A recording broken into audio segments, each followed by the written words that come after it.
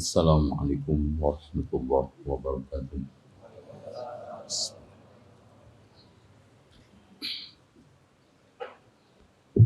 Innal hamdalillah nahmaduhu wa nasta'inuhu wa nastaghfiruhu wa nastahdiih wa na'udzu billahi min shururi anfusina wa sayyiati a'malina. Man yahdihillahu fala mudilla lahu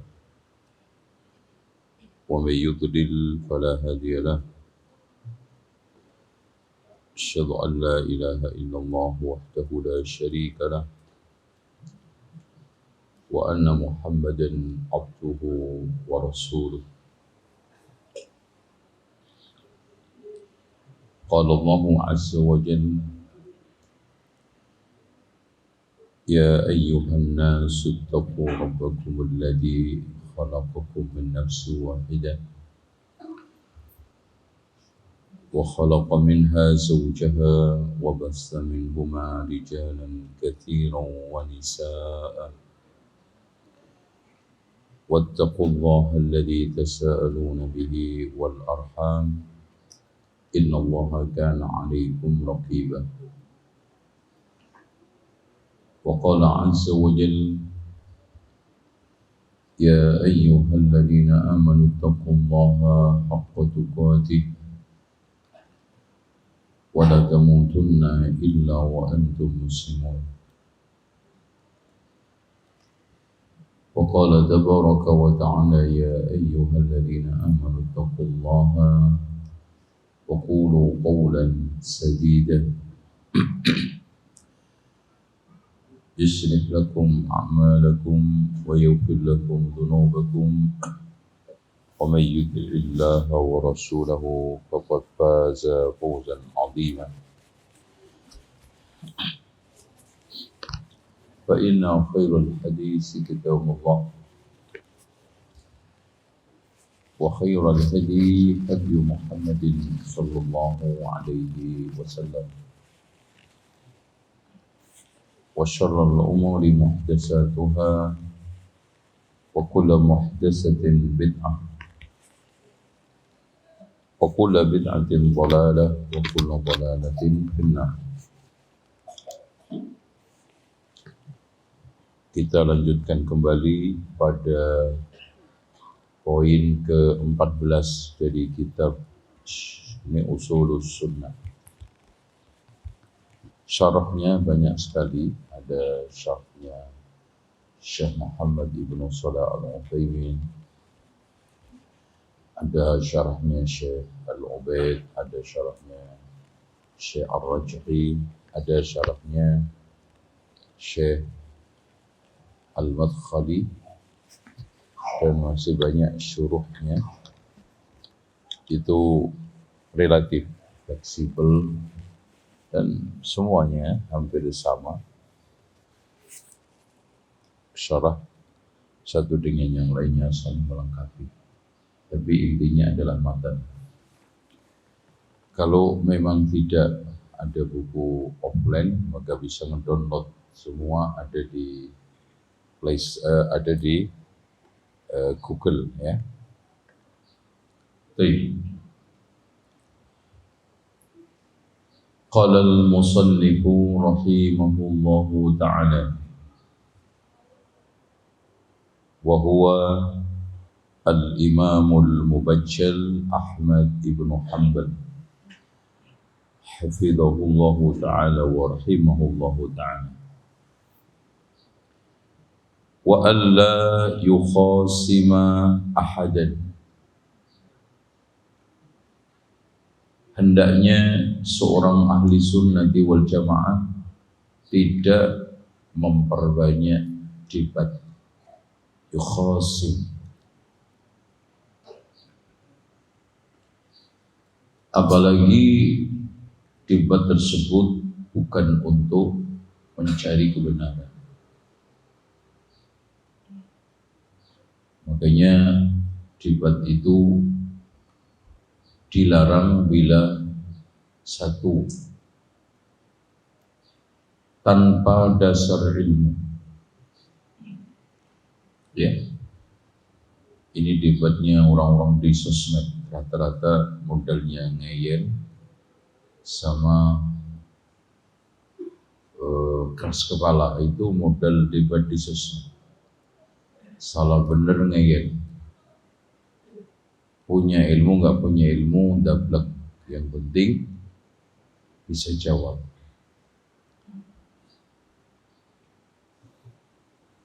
Makanya orang-orang yang debat di sosmed itu menjawab tidak dengan ilmu yang memadai. Oke, haram. Kemudian yang kedua, debat ya, bukan untuk meneguhkan kebenaran atau dan membatalkan kebatilan. Kalau debatnya itu untuk meneguhkan kebenaran dan membatalkan kebatilan, silakan. Kemudian yang ketiga, debat di dalam masalah duniawi murni, nggak boleh juga, nggak ada faedah. Mana yang lebih baik, tanam singkong apa ketela, itu dibahas sampai setelah asar sampai menjelang maghrib. Mana yang lebih bagus, bisnis melon apa anggur, dibahas sampai otot-ototan, nggak ada faedah. Semua bagus. Kayak debatnya santri saya sampai tengkar, mana yang lebih bagus, listrik sama lilin. Mana yang lebih penting, listrik apa lilin.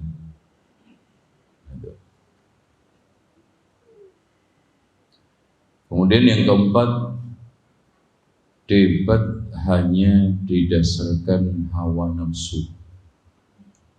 Itu haram. Ya. Jadi kalau sekarang debatnya cuma nafsu, ya, maka nanti yang menang itu adalah syaitan.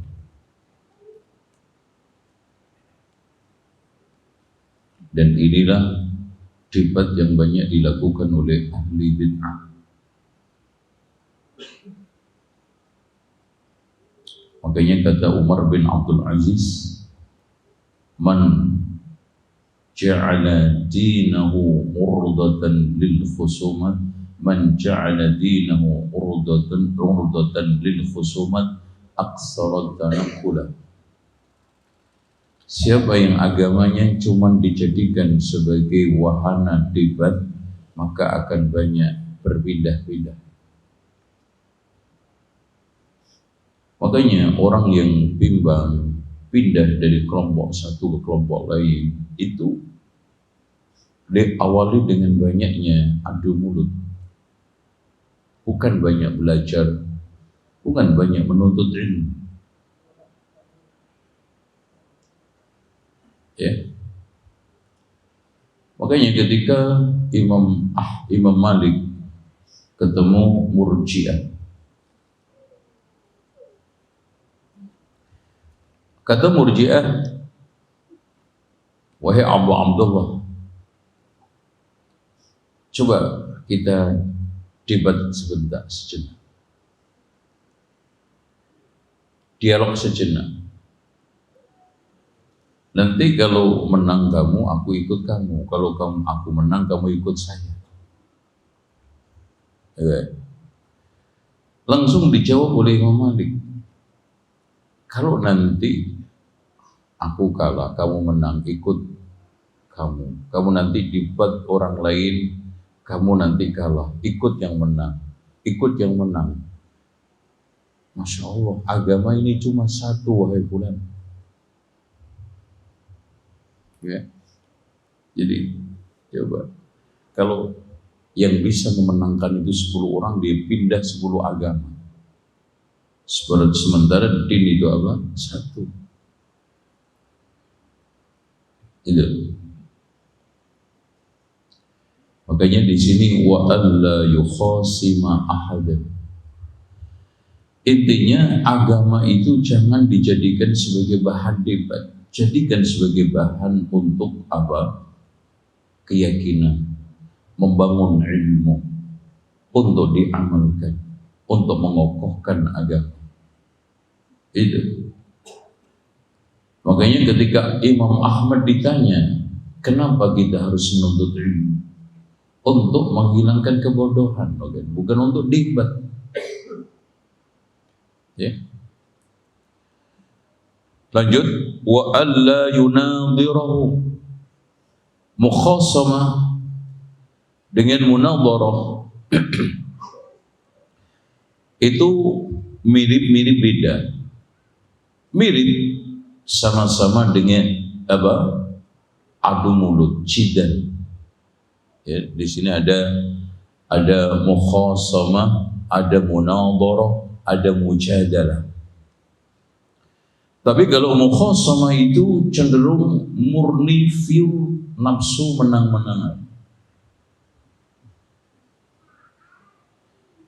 Siapa yang pintar ngomong, itulah yang menang.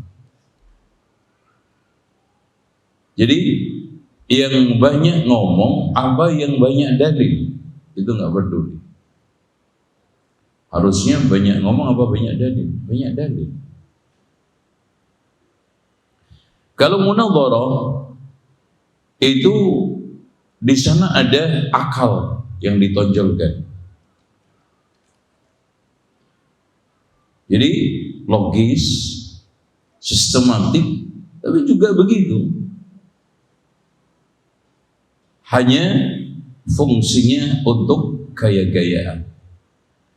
Kalau mujadalah ada unsur logikanya, unsur ilmunya. Makanya ketika Allah mengajak kita untuk berdialog menggunakan kalimat jidal, bukan munadharah, bukan mukhasamah. Ud'u ila sabili rabbika bil hikmati wal mau'izatil hasanah wajadilhum. Ya, wajadilhum billadhi hiya ahsan. Jidal. Dan Rasulullah SAW menegaskan, ana za'imun bi baitin fi rabadil jannah liman tarakal mira'a walau kana muhiqqa. Aku menjamin seorang dengan rumah di surga di tengahnya bagi orang yang mau meninggalkan debat walaupun dia itu benar.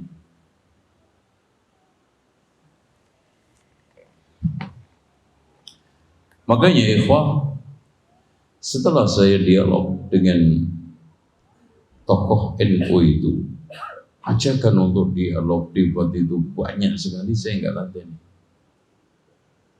karena nggak ada faedah.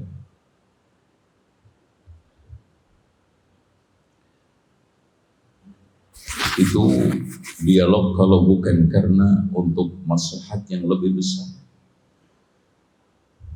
saya juga nggak hadir. Ya. Oleh karena itu, di sini harus ada faedah yang nyata dari dialog, dari debat, dari munadharah, munaqasyah. Tapi kalau munaqasyah itu lebih cenderung di sana sangat terkendali. Makanya kalau orang yang mempertahankan disertasi yang disebut dengan risalah, itu wahananya namanya munaqasyah. Karena dosennya, promotornya, ustadznya itu yang mengendalikan. Baik. Wa la yata'allam al-jidal. Jadi tidak boleh kita itu sampai belajar didaktik, yaitu ilmu debat yang biasanya disebut oleh orang adalah ilmu mantik. Itu ilmu untuk debat. Ya. Dan ada sebagian orang yang jago debat itu mempelajari itu. Bahkan mereka itu kuliah khusus untuk debat. Jadi coba itu agak kesana. Jadi bagaimana cara untuk mengalahkan musuh, lawan bicara, bagaimana untuk menjatuhkan, itu dia pelajari. Jadi ini wala yata'allamal jidal. Karena kebenaran itu terang, nggak perlu diperdebatkan sebetulnya. Kenapa kita harus belajar ilmu khusus debat? Kebenaran itu terang. Makanya Rasulullah katakan al halalu bayyinun wal haramu bayyinun. Dan Allah sifati Al-Quran dengan sifat apa? Syahrul Ramadan alladhi unzila fihi al-Quran hudan lin-nasi wa bayyinatin minal huda. Coba aja. Hudan aja itu petunjuk, ditambah wa bayyinatin minal huda. Masya Allah. Jadi Quran itu seterang, bahkan lebih terang daripada matahari. Gak perlu dijelaskan. Bahkan kalau kita itu mendefinisikan matahari, iyalah makin kabur. Mendingan lihat keluar, oh itu matahari. Ya.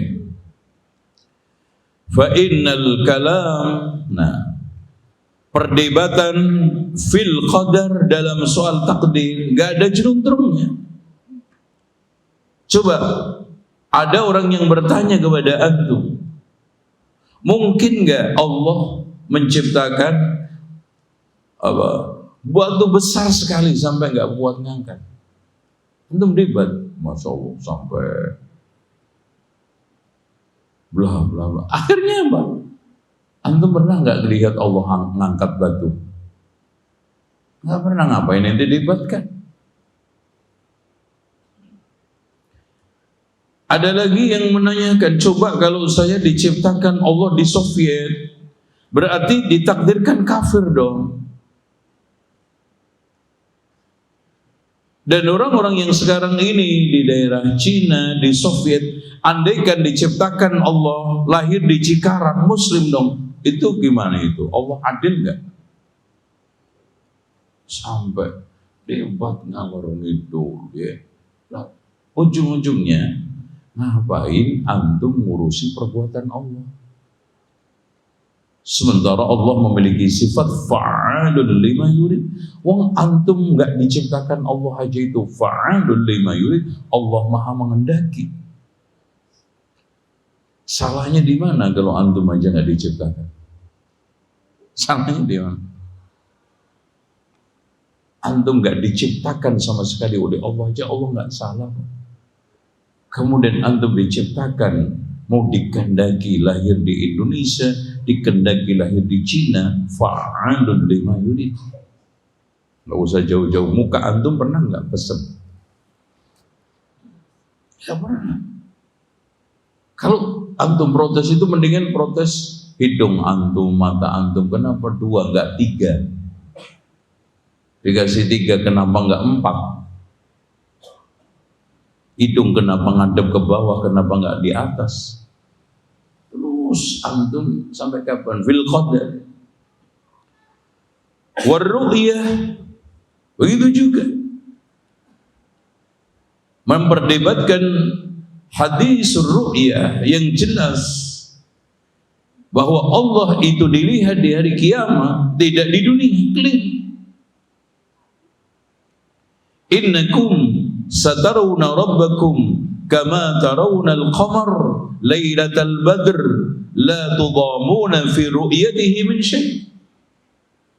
Sesungguhnya kalian akan melihat Tuhanmu seperti melihat bulan purnama di malam ini Badr, itu apa namanya? Bulan purnama ya.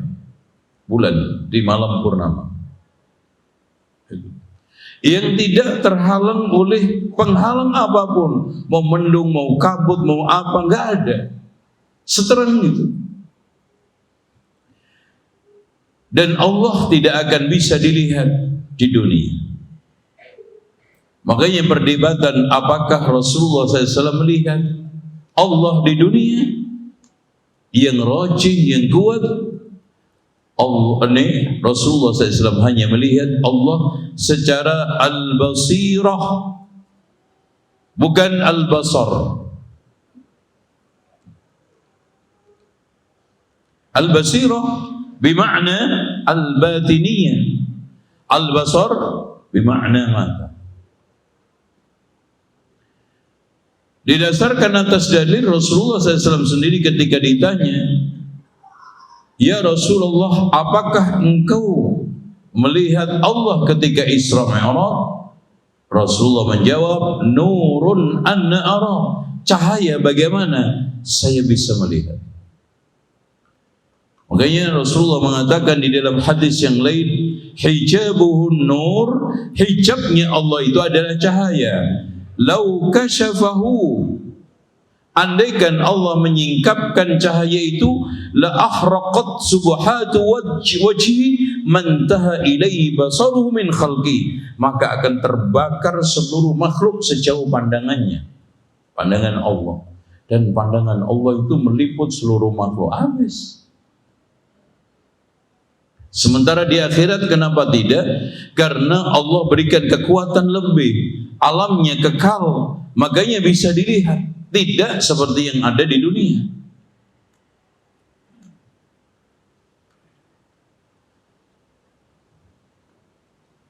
Wal Quran, memperdebatkan Quran. Yang dimaksudkan adalah debat yang pernah ada, yang menimbulkan fitnah besar di dunia Islam, yaitu apakah Al-Quran itu makhluk atau tidak. Mu'tazilah menggulirkan fitnah itu, akhirnya tidak sedikit para ulama yang terkena imbasnya. Imam Ahmad dipenjara oleh Al-Ma'mun, kemudian Mu'tasim, kemudian Wathiq. Baru setelah itu keluar dari jerat itu semua setelah Al-Hakim. Ya.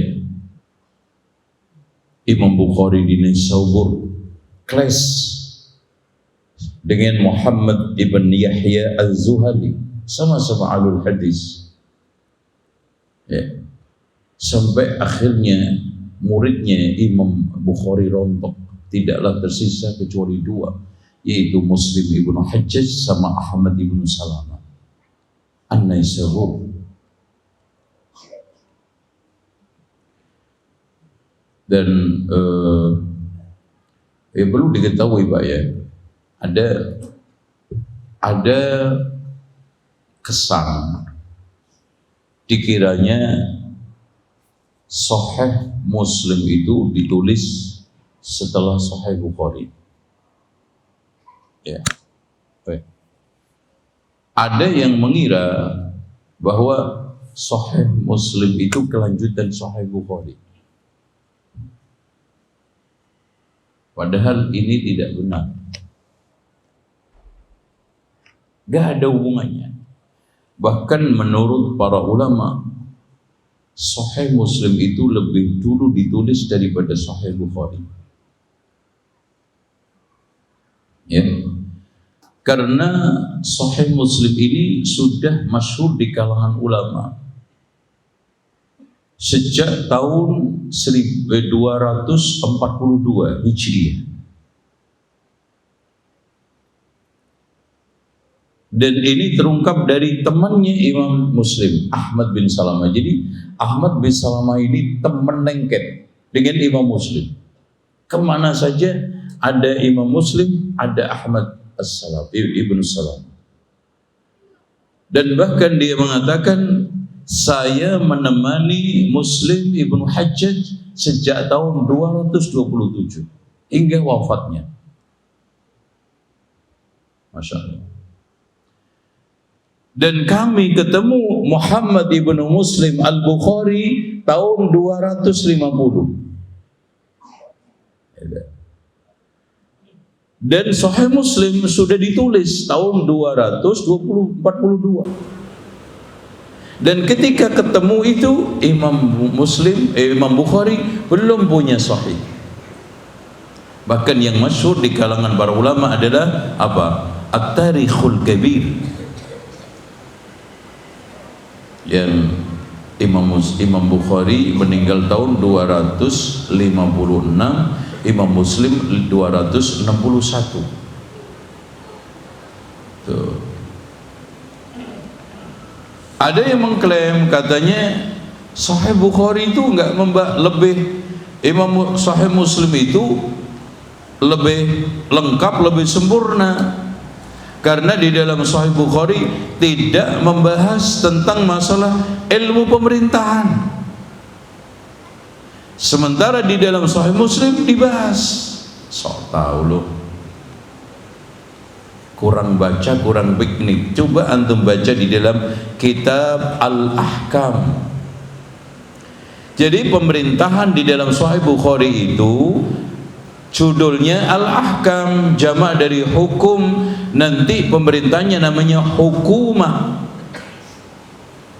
Kalau di dalam Sahih Muslim Al-Imarah, ya. Kalau ahkam, hukumah, pemimpinnya namanya hakim. Kalau sekarang Al-Imarah, pemimpinnya namanya Amirul Mukminin. Pemerintahan namanya imarah. Nah, asal daripada al-amr, sama. Al-hukmu wal amr itu sama. Al-hukmu dengan al-amr. Dengan demikian tidak benar Sahih Bukhari ditulis lebih dulu daripada Sahih Muslim. Ya. Apalagi ada kesan Sahih Muslim itu nyontek, tidak. Baik. Nah, fitnahnya yang beredar, Pak, Imam Muslim membela mati-matian. Bahkan, Pak, ketika ngaji keduanya ini juga muridnya Muhammad ibnu Yahya Az-Zuhali, dan alim juga, bahkan selevel dengan Abu Zur'ah, Abu Hatim. Ini Muhammad ibnu Yahya Az-Zuhali. Karena masalah hasad ini,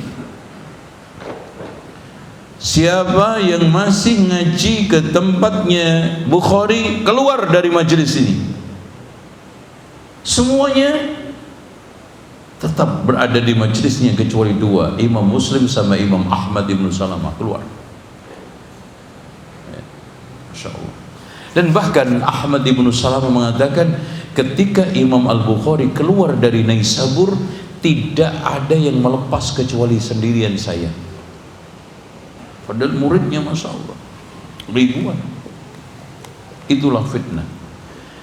Fitnah di mana Imam Al-Bukhari diklaim berbicara dengan ucapannya apa?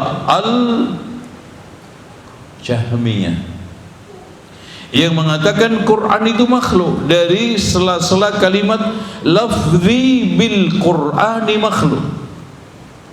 Lafzi, kalau yang dimaksudkan lafzi adalah pelafatan saya terhadap Al-Quran adalah makhluk, na'am.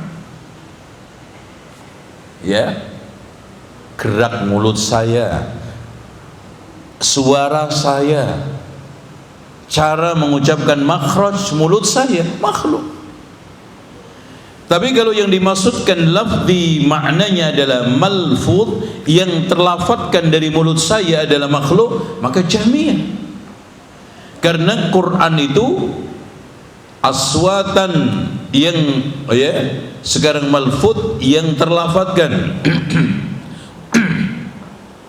Kemudian setelah itu yang keluar suara tersebut adalah makna kalamullah, ghairu makhluk.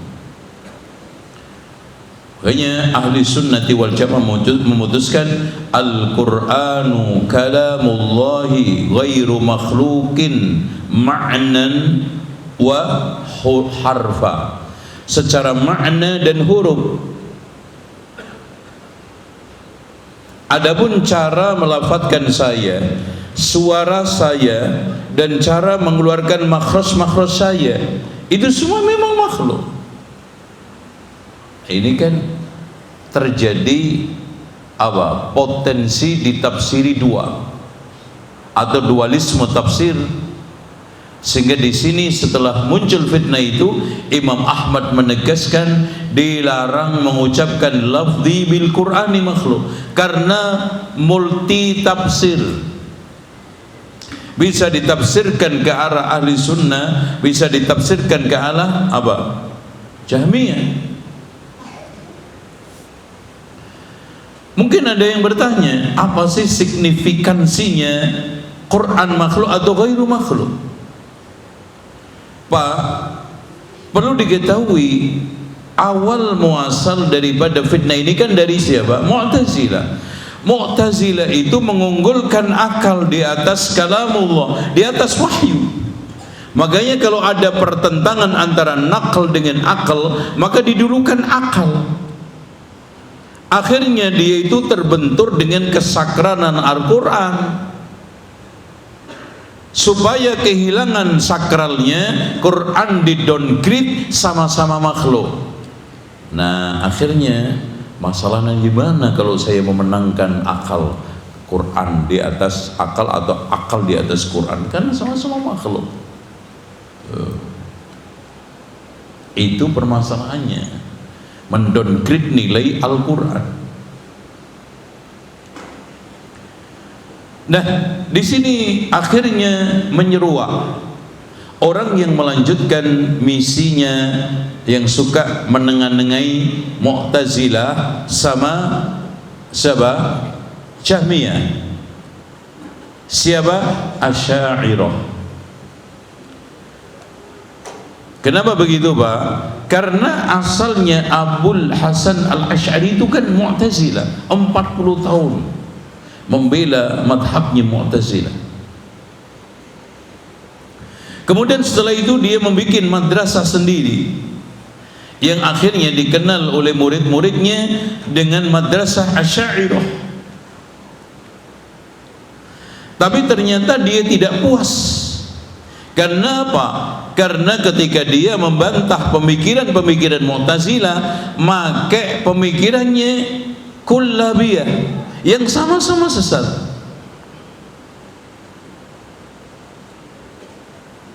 Jadi kullabiyah itu menetapkan nama-nama sifat Allah sampai pada tingkatan tasbih, tujuannya untuk melawan ta'til, orang-orang yang mengingkari nama dan sifat Allah.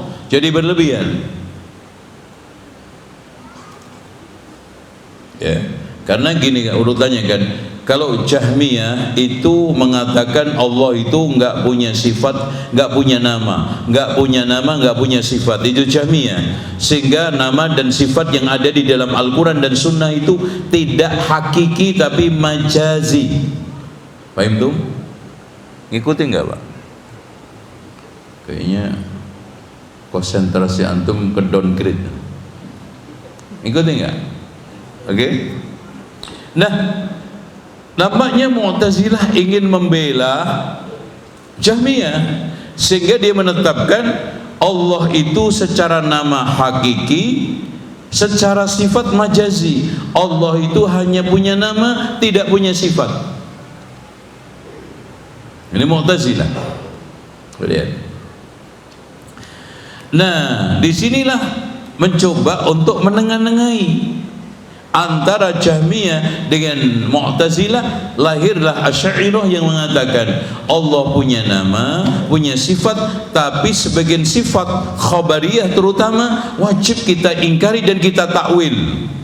Khabariyah itu macam wajah, tangan, kaki. Sifat-sifat yang lainnya as-sama' basar, bahkan akhirnya murid-muridnya menetapkan cuma 7. Kalau Maturidiyah 12, akhirnya kedua murid ini islah bersatu, tetaplah sifat Allah 20. Ini ya, 13 maaf ya, 13 sama 7 berapa? 20. Jadi Asy'ariyah hanya menetapkan 7, wujud, qidam, baqa dan seterusnya itu, sementara Maturidiyah menetapkan 13. Nah, murid keduanya ini mencoba untuk rangkulan, menyatukan syekhnya sehingga muncul istilah Maturidiyah Asy'ariyah yang menggabungkan dua pendapat itu bahwa sifat Allah itu hanya 20. Dari 7 Asy'ariyah, 13 Maturidiyah. Sementara Ahli Sunnati wal Jamaah menetapkan nama sifat Allah nggak terbatas, tidak hanya 20. Ya, dalilnya mana? Dalilnya di antaranya doa pelipur lara, penghilang gundah gelisah. Allahumma inni abduka wa ibnu. Kenapa mas? Tes. Antum ngapain? Kena punggung ya? Hah? Tes.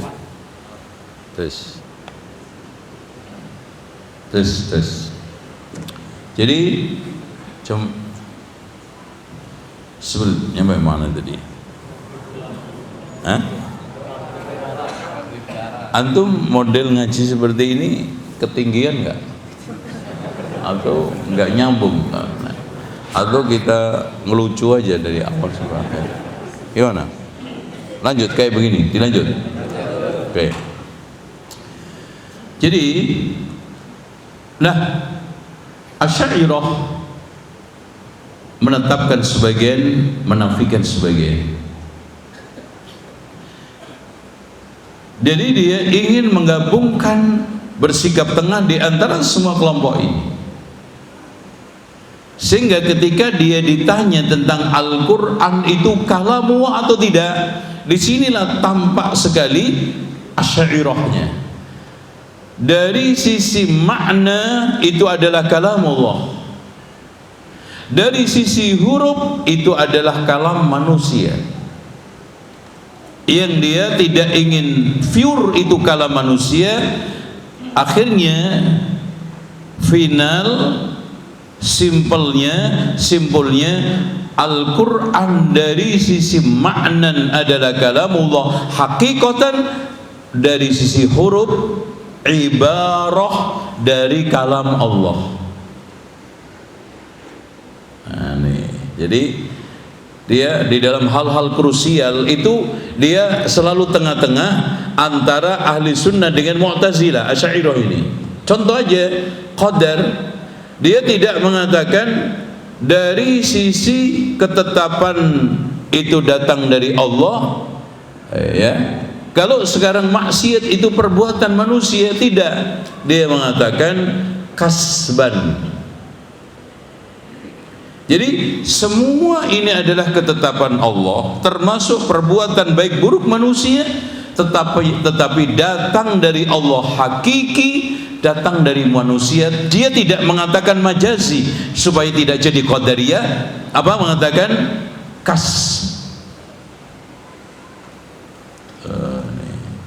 ingin ngerangkul dua-duanya, tidak mengatakan majazi seperti qadariyah, tidak mengatakan juga hakiki seperti ahli sunnah kasban, itu qadar.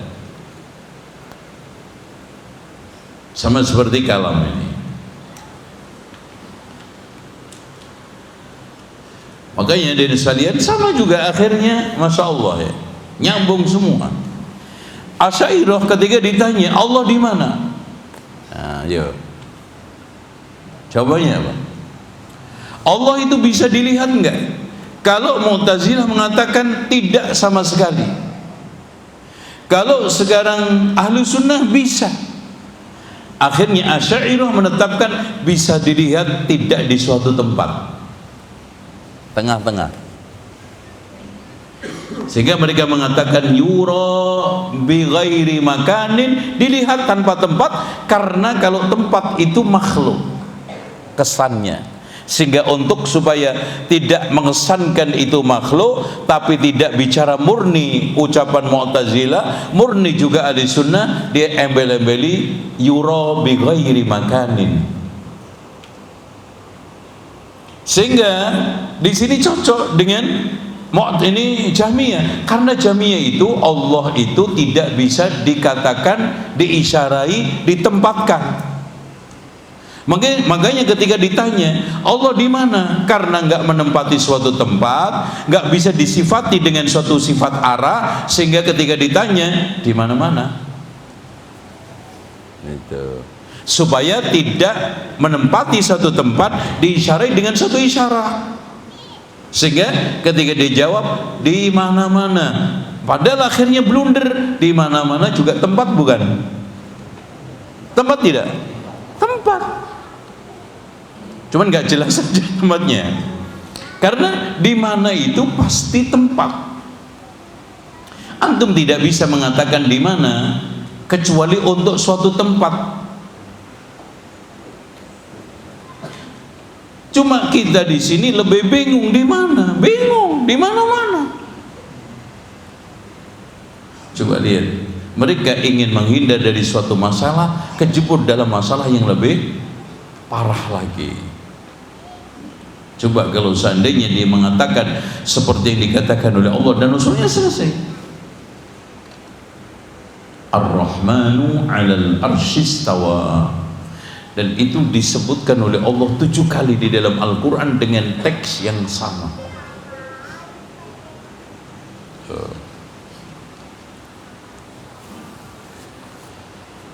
Wa ghairiha minas sunan makruhun wa manhiyun an.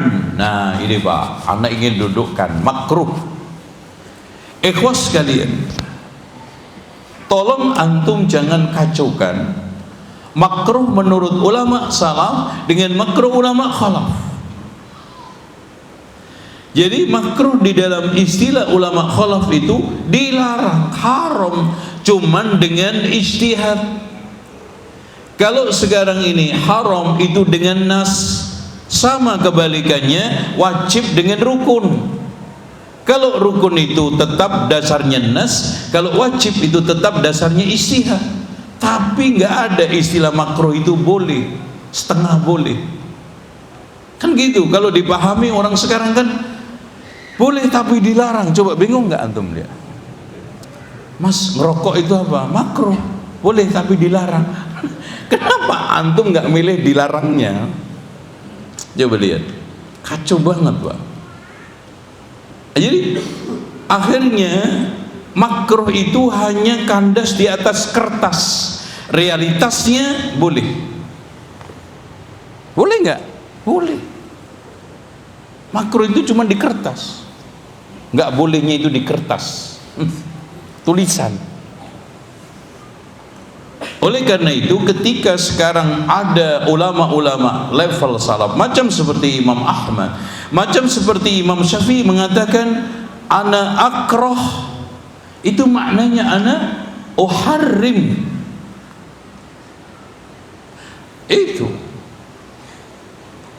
karena di dalam istilah ulama salaf makruh tidak ada yang istilahnya itu boleh tapi sebaiknya, nggak ada itu.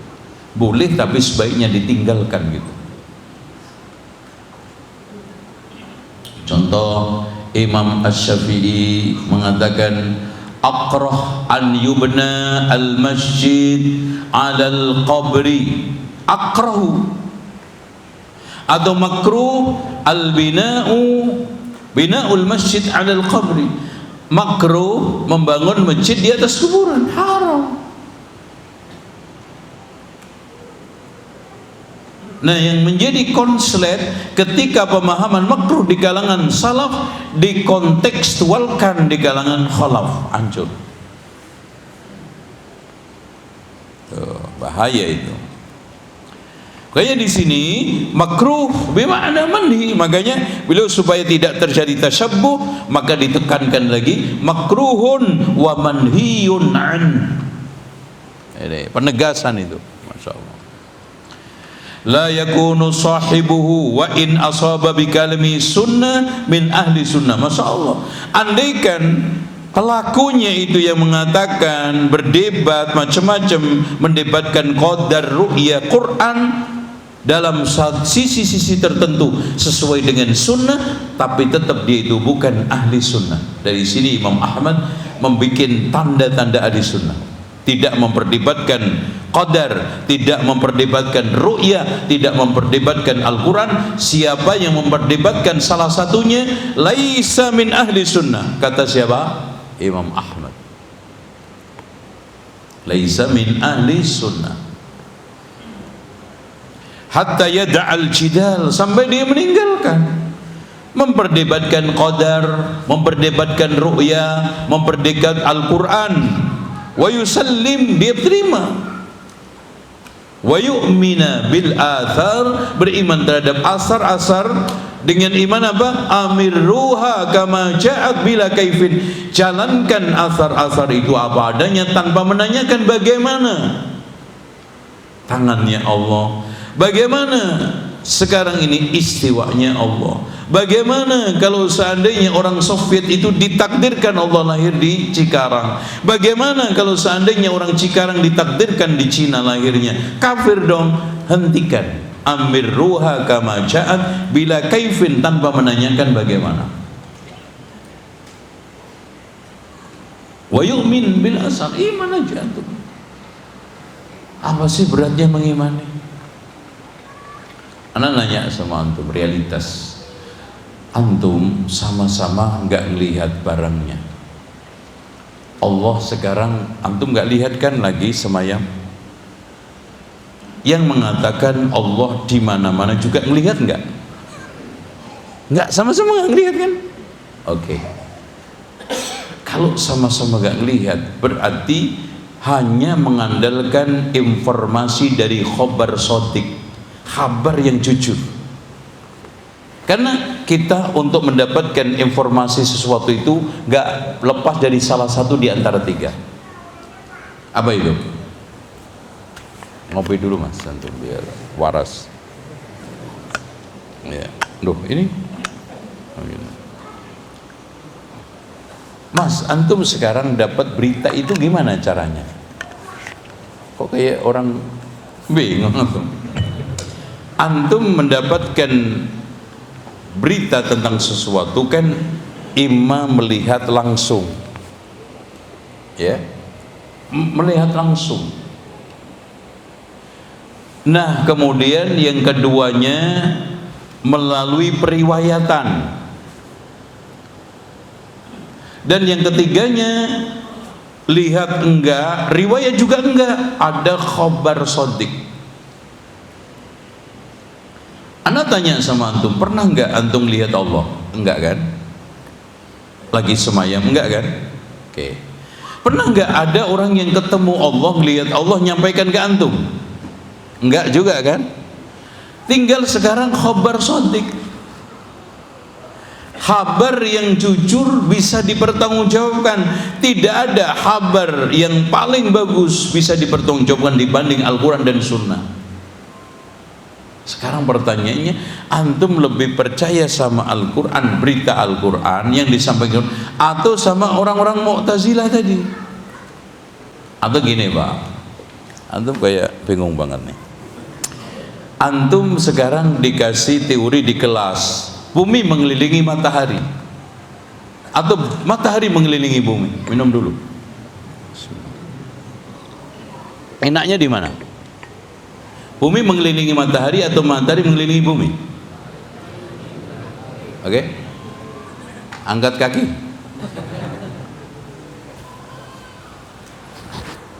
Sekarang kalau ada yang ngotot matahari mengelilingi bumi atau bumi mengelilingi matahari, matahari diem. Kenapa? Itu teori dari pagan. Karena dewa mereka itu matahari. Matahari itu pusat, semuanya mengitari dia. Itu awalnya itu Pak, tidak berdasarkan teori ilmiah sebetulnya. Dan agamanya sekarang masih tersisa sayup-sayup, yaitu Shinto, Cina. Mana? Jepang. Nah, sekarang Allah menghabarkan di Al-Quran surat Yasin, wasyamsu tajri li mustaqarrin laha dzalika taqdirul azizil alim. Mana yang lebih antum percaya? Orang yang baru mau meneliti matahari, coba untuk menduga matahari ini mengelilingi atau bumi dengan yang punya matahari. Mana yang antum lebih percaya? Yang punya matahari. Siapa? Allah. Nah, itu kayak gitu loh Pak, khobar sodik. Antum sekarang Allah di mana-mana nggak melihat. Allah semayam di atas arsh juga nggak ngelihat, sama-sama nggak ngelihat. Informasi yang kita pegang apa? Khobar sodik. Tidak ada khobar paling sodik dibanding Al-Quran dan Sunnah. Di situ bagaimana Allah mengkabarkan? Ternyata Allah mengkabarkan sampai 7 kali di Al-Quran, Ar-Rahmanu 'alal 'arsy istawa. Oh, masya Allah. Yang paling akurat, paling bagus itu Pak, surat Al-Hadid ayat 4. Masya Allah, itu menjelaskan Allah itu di mana. Wa huwa ma'akum aina ma kuntum. Itu akhirnya itu. Ya. Walladzi khalaqas samawati wal arda fi sittati ayyam. Summa istawa 'alal arsy. Nah, pertanyaannya, sebelum Allah bersemayam di mana? Huwa fi amain. Pernah saya sampaikan hadisnya. Allah di suatu tempat yang sunyi senyap, tidak bisa disifati atas bawah. Tidak ada hawa. Oh, hadis Tirmidzi. Huwallazi khalaqas samawati wal arda fi sittati ayyam. Summa istawa 'alal 'arsy ya'lamu ma yaliju fil ardi wa ma yakhruju minha wa ma yanzilu minas samai wa ma ya'ruju fiha wa huwa ma'akum aina ma kuntum wallahu basir. Ya, basirum bima ta'malun. Jadi ada ustadz yang mengatakan, Wahabi juga mentakwil wa huwa ma'akum. Ditakwil Allah bersama kalian, ilmunya, pendengarannya. Kan takwil itu. Siapa bilang? Kan itu penjelasan Al-Quran sebelum dan sesudah wa huwa ma'akum. Lihat, ya'lamu ma. Ya, ya'lamu ma. Itu. Wa huwa ma'akum aina ma. Wallahu basir. Enggak ada takwil. Ayat inilah yang menjelaskan satu dengan yang lainnya, yang akhirnya memutuskan Allah secara dat semayam di atas arsy, sementara ilmunya, penglihatannya, pengliputannya di mana saja kalian berada. Dari mana? Ayat itu sendiri. Cek. Huwa ma'akum aina ma kuntum huwallazi khalaqas samawati wal arda fi sittati ayyam thumma istawa 'alal 'arsy ya'lamu ma yaliju fil ardi wa ma yakhruju minha. Nah, ini ya'lamu ma sebetulnya wa ma ya'lamu ma yaliju fil ardi, bermakna yadkhul wa yakhruj, keluar. Maksudnya tunggu, artinya apa-apa yang masuk ke bumi dari udara, dari air, dari zat-zat kimia, Masya Allah Pak. Ya Allah, coba akurasinya ilmu Allah. Makanya coba bayangkan, Imam Ibnu Qayyim di dalam Miftah Darus Sa'adah menjelaskan tentang asal usulnya gempa. Tektonik, bukan vulkanik ya. Kalau vulkanik itu memang gunung ya. Tektonik itu berawal dari tiupan angin yang beratus ribu tahun ke dalam bumi, karena angin itu niup masuk ke bumi, akhirnya membentuk apa? Gas besar sekali. Dari gas itu membentuk rongga di dalam bumi yang sangat luas. Suatu ketika gas ini diizinkan oleh penciptanya, yaitu Allah, untuk bernapas. Oh, gelegek nih Mas. Nah itu patah. Karena apa? Penyangga lempengan-lempengan ini gas. Ketika gasnya itu keluar, patah. Teng. Wow. Ribuan rumah Cikarang ambruk. Ribuan rumah di Cianjur ambruk itu. Agar orang mengambil pelajaran dari peristiwa itu, kata Imam Ibnu Qayyim. Masya Allah, coba bayangin Pak. Allah mengetahui angin-angin itu masuk berapa juta kubik membentuk gas itu. Masya Allah. Ada sebagian yang menguntungkan manusia, gasnya bisa diambil buat untuk kompor. Masya Allah. Kalau nggak ketahuan meledak dia. Itu. Hikmah makanya.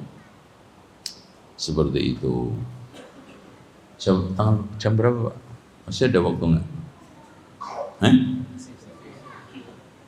Oke, sekarang nomor 15.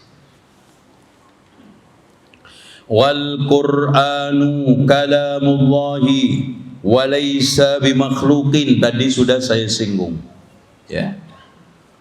Wal Qur'an min Al-Fatihah ila An-Nas. Ikhwas sekalian, Quran itu adalah kalamullah, ghairu makhluqin, munazzal an tariqi Jibril. Turunkan melalui Jibril min di quwwatin 'inda dzil 'arsy makin. Masya Allah. Dan Jibril itu tugasnya dua.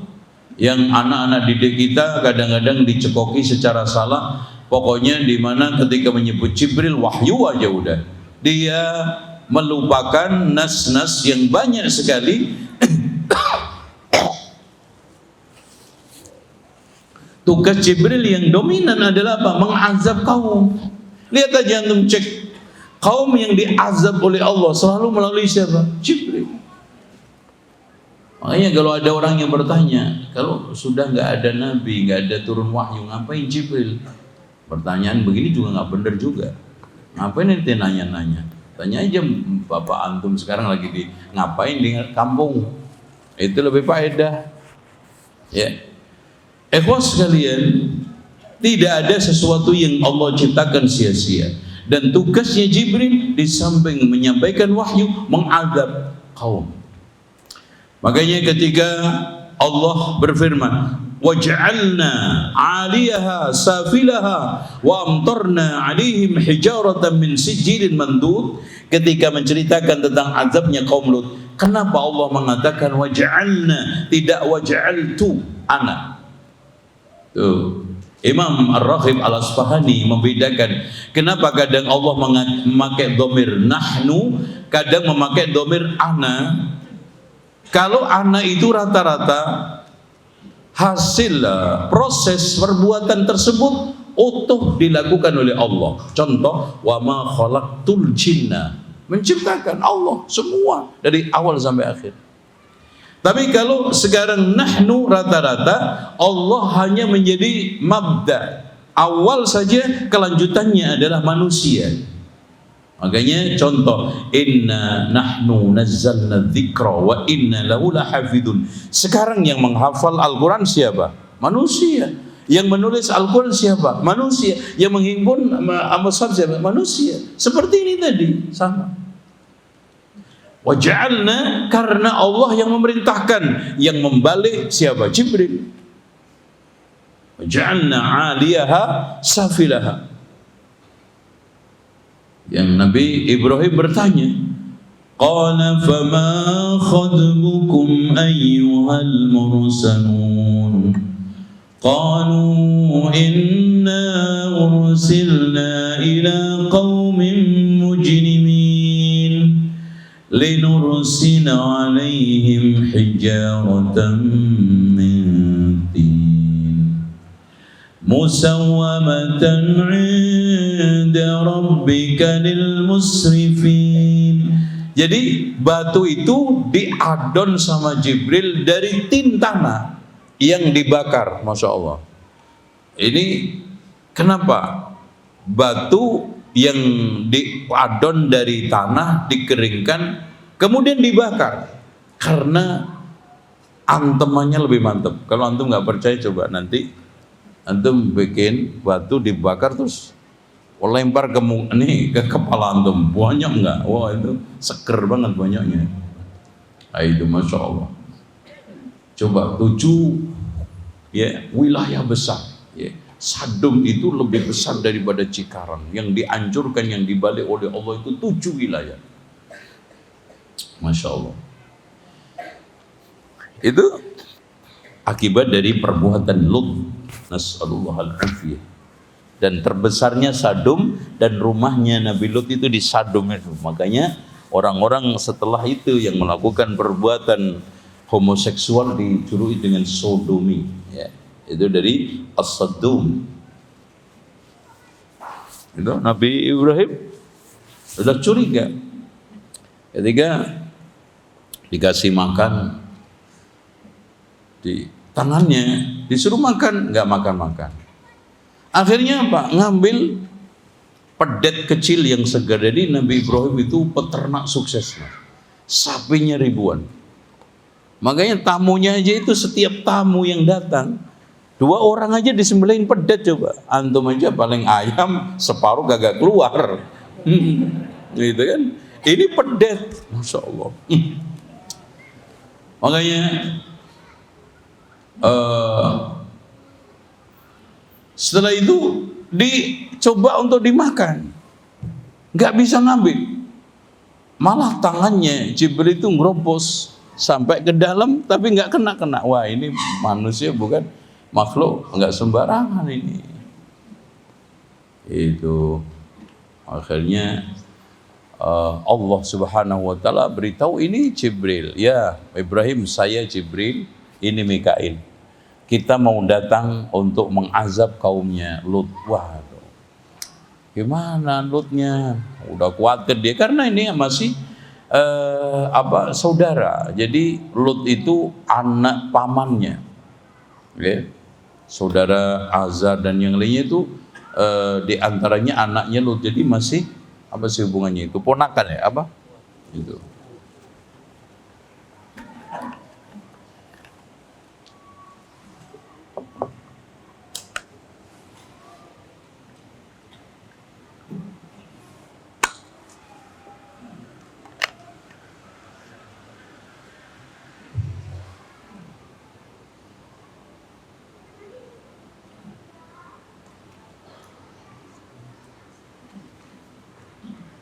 Sampai jam berapa, Pak? Ini kira-kira.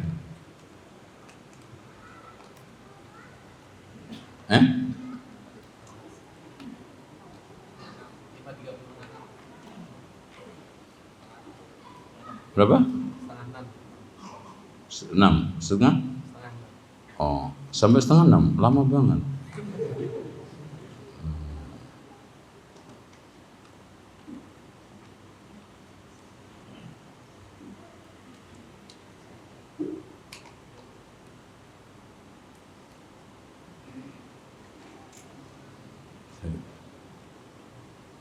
Baik. Masya Allah, kopinya keenakan jadi lupa ngaji nih, Pak. Nah, makanya Allah mengingatkan kepada Nabi Muhammad, hal ataka haditsu dhaifi Ibrahim al-mukramin idh dakhalu alaihi faqalu salama qala salamun qaumun munkarun. Kenapa dikatakan Ibrahim qaumun munkar? Karena aneh. Saya nggak pernah lihat orang sekitar kampung ini macam seperti dia. Yakin ini bukan orang sini. Tapi kayak Nabi, kedatangan Jibril. Bekas tampak safarnya nggak ada. Kita juga nggak ada yang kenal kan, kalau klemis ya, bajunya bagus, ya kan? Kan dia bilang, ya, bainana julusan 'inda Rasulullah SAW, ya, jaa rajulun syadidu bayadith thiyab, sangat putih pakaiannya, syadidu sawadis sya'ri, sangat hitam rambutnya, kelemis sisirannya. Nggak mungkin ini musafir, tapi nggak ada yang kenal. Wala ya'rifu ahadun minna, nah, itu kan gitu. Sama ini juga. Akhirnya qaumun munkarun, ya, faragha ila ahlihi faja'a bi'ijlin samin. Kemudian langsung pesan ke keluarganya, karena Saroh itu juga begitu, sangat pinter masak, Pak. Masya Allah. Ini orang tulen semuanya, ya, peternak, petani, pinter masak. Makanya beliau mengatakan faragha ila ahlihi faja'a bi'ijlin thamin, membawa pedet yang sangat gemuk. Waduh, Masya Allah, itu dagingnya empuk. Waduh, antum kayaknya sebentar lagi dikurban. Oh, dibakar itu, Masya Allah. Makanya dikatakan kenapa Ibrahim itu Khalilur Rahman, karena dia itu senang memberi, tidak senang diberi. Itu karena sifat itulah Allah berikan keutamaan pada Nabi Ibrahim, ya. Faqarrabahu ilaihim qala ala ta'kulun. Disuguhkan, kenapa nggak makan-makan? Ayo, ditonton aja. Karena malaikat nggak makan, ya, nggak mungkin senang pedet, ya. Apalagi senang aspal, nggak mungkin, ya. Itu. Faqarrabahu ilaihim qala ala ta'kul, qalu ini ala ta'kulu. Terus kemudian fa'ujasa minhum khifah, langsung terbesit di hatinya kekhawatiran. Fa'ujasa minhum khifah, takut, khawatir. Ini pasti nggak mungkin nggak ada sesuatu. Maksudnya ini pasti akan ada azab. Itu khifahnya di situ. Bukan takut sama Jibril, wah kuntilanak gitu. Takut saja. Itu mah antum sama istri antum di rumah. Faujasa minhum khifah qalu la takhaf. Jangan takut.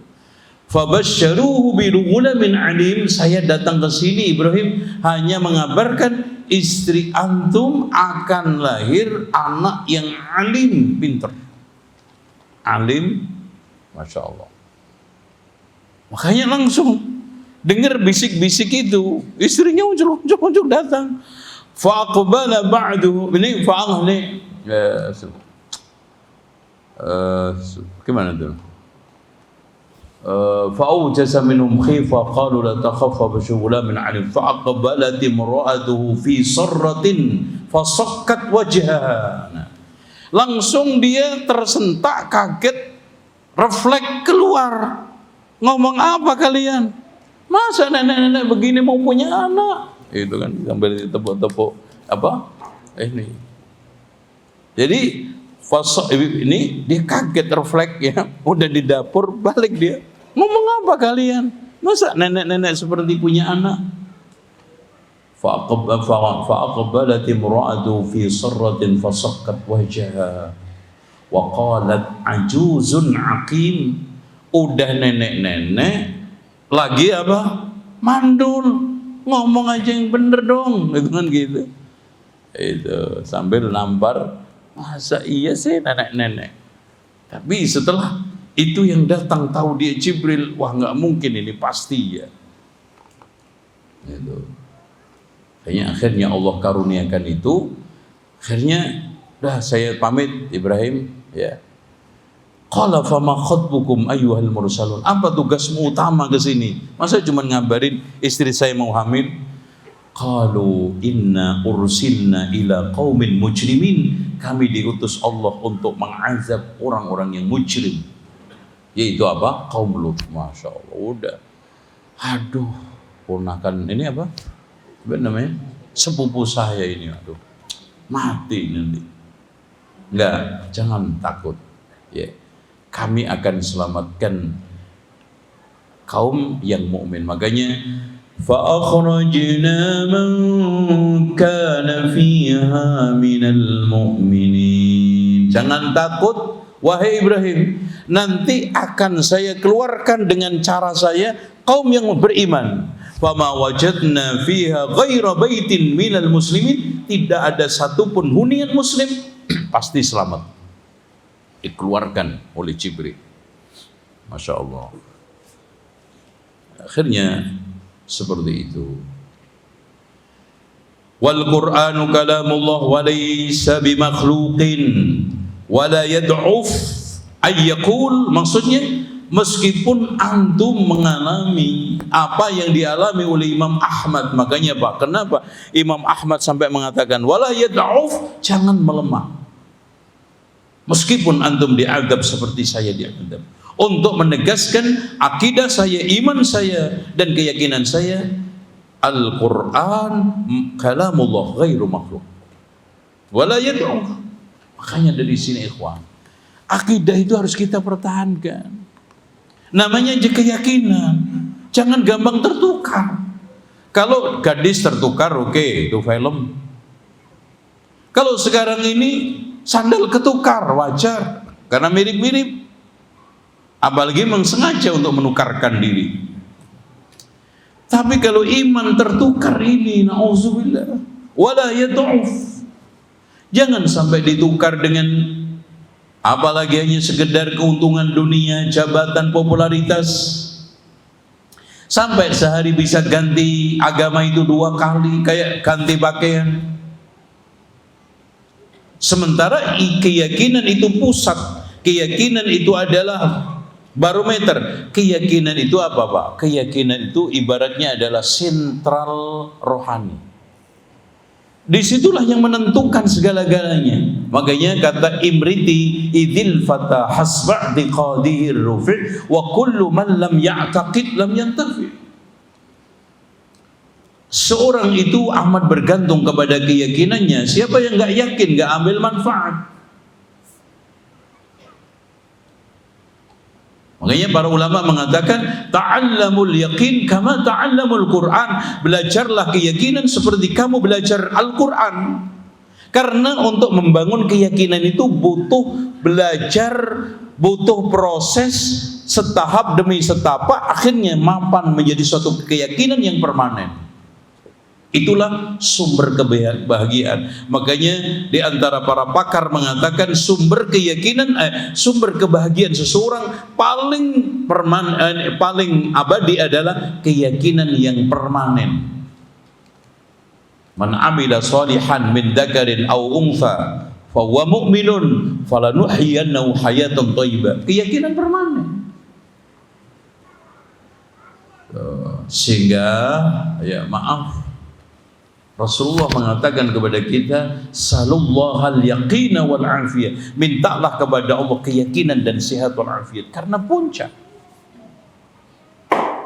Ya. Selamatnya batin karena keyakinan, selamatnya zahir karena kesehatan. Karena tidak ada sesuatu yang lebih baik diberikan Allah setelah keyakinan ketimbang apa? Kesehatan.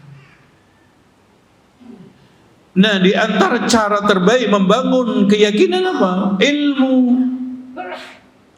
Makanya duduk di majelis itu jangan sampai kita itu ogah-ogahan. Belajar itu jangan sampai datnyeng. Belajar itu harus dibutuhkan istiqomah. Karena itu fa'lam annahu la ilaha illallah. Ilmu. Dasar utama keyakinan itu ilmu. Apalagi zaman sekarang, Masya Allah, potensi syubhat. Makanya Syekh Utsaimin menganjurkan di dalam Kitabul Ilmi, kenapa kita belajar? Karena alasannya satu, untuk menghilangkan kebodohan, dua, menegakkan syariah, ketiga, banyak orang yang mengeluarkan fatwa tanpa dasar ilmu. Kan sekarang qila wal qaul itu kan Masya Allah Pak, katanya orang mengeluarkan statement seenak-enaknya. di majalah, di koran, di online, di YouTube, di ngomong seenak. Itu kan. Apalagi itu yang Masya Allah mengatakan madhab Soekarno itu, aduh, lebih cuk lagi. Itu kan, aduh. Nah, coba bayangin Pak, yang gitu-gitu laris. Kalau kita tidak punya benteng kuat, kalau kita tidak punya ilmu, tumbang. Ya. Apalagi tersampaikan oleh orang yang sekarang memiliki titel, berlatar belakang akademis, cara menyampaikan dengan bahasa yang ilmiah, antum akan lebih kalah lagi. Itu, ya.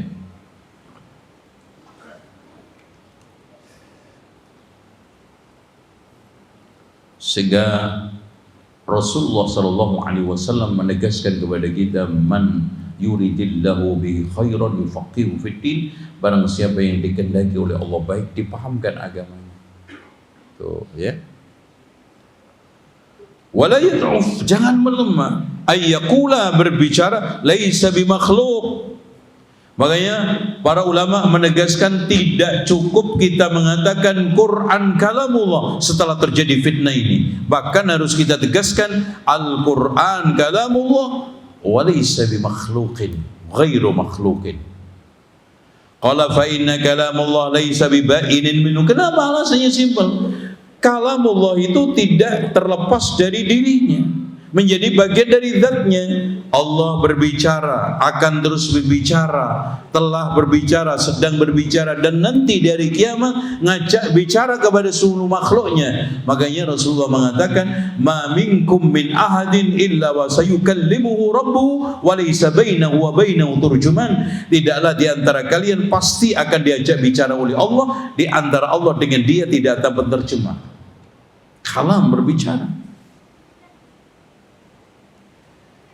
Walaysa minhu syai'un makhluk, karena sesuatu yang sekarang nempel pada zat Allah itu enggak ada unsur makhluk. Semuanya bagian dari apa? Khalik. Kalau pisah itu baru makhluk. Makanya definisi makhluk apa? Ma siwallah, apa saja yang selain Allah. Kalau kita katakan di luar sekarang zat Allah, maka berarti makhluk, dan itu tidak mungkin karena kalam itu ada pada diri Allah. Berbicara kapan saja sesuai dengan yang dikehendaki, di mana saja sesuai yang dikehendaki, dengan siapa saja sesuai yang dia kehendaki, dan Allah terus akan berbicara. Dan kita tidak bisa mensifati Allah kalam setelah berbicara, sebelumnya bisu, tidak.